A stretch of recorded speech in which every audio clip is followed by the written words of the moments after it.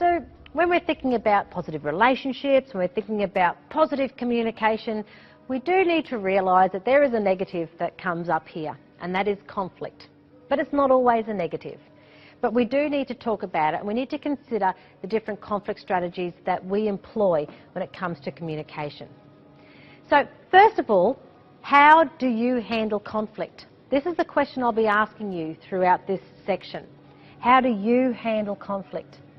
Now, everybody uses different strategies, right, to manage their conflicts. Usually we're not really aware of how we act in a conflict situation. We just tend to do what comes naturally. So by the end of this section, hopefully you will have a better awareness of how you act in a conflict, and you might be able to take this further and understand how other people act in conflicts. So, first of all, when you become engaged in a conflict, there are two things that you need to take into account, right? Two major concerns that you need to be aware of. First of all, when conflict is happening, you are in a conflict because you and that other person have a goal that conflicts with each other. So you've got something in mind that neither you are agreeing on.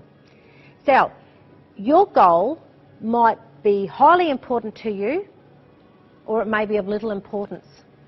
So how much do you need to achieve that goal? If it's highly important, then you do need to stand firm. But really, if it's of little importance and you're just doing it to irk the other person, you've got to consider whether or not it's worth causing this conflict. And the other thing you need to take into account is keeping this relationship. Now, if it's with somebody very close to you, really, in the back of your mind, you should be saying, I want to maintain this relationship. I want it to be a relationship that carries on after this. Sometimes it could be a conflict with a person that you don't know, you'll never see again. So that comes into account. That comes into play when you're in this conflict situation. But if you need to interact with this person further down the track, then you need to really take that into account when it comes to butting heads with these people. So the moment emotions rise, then they say the power to think rationally falls in the same ratio. So the moment you start getting angry or conflict comes into play, then the power to actually be able to think rationally will reduce. Right? And so because we all use different conflict strategies in communication, we tend to automatically return to our most primitive model when we have come face to face with conflict at a point where we're not really ready for it. Now, there are 5 different styles of managing conflict, and as we go through this, I want you to consider there's probably going to be 2 that you use quite a bit. Now, one will be one that you use when conflict happens straight away and you have to react straight away in a conflict situation. The other one is the one that you'll tend to use when you've had time to think on it. So you go home, you sleep, the next day you will then confront that situation in a different way to what you may have done when it was face to face.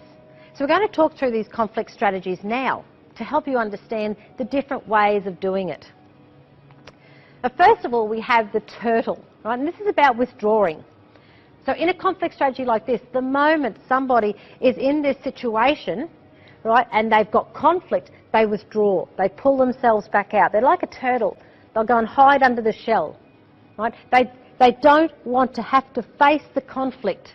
So for them, it is so much more comfortable just to withdraw and get themselves right away from conflict. So that's what we call our little turtle. Then we have the shark, and this is the forcing conflict. These are the people that are up in your face, you know, very, very assertive, right? They're forcefully putting their point of view across. Right? And that's the shark. And some people will straight away go into this forcing type of communication or conflict strategy. Then we have the good old teddy bear. Now the teddy bear is the smoother.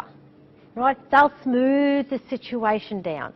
So the moment conflict arises, they're the ones that will talk it through and just, you know, calm, calm, calm, so that that conflict has sort of reduced down in level. So they're the teddy bears. They're the smoothers within conflict. Then you'll have the owl. Now the owls are the confronters. Right? So when something's happened, they cannot let it go. They can't let it, fall behind. They have to confront the person. They're the ones that will come and say, look, we had an issue, let's talk it out now so we get it out in the open, let's get it out there and then it's dealt with.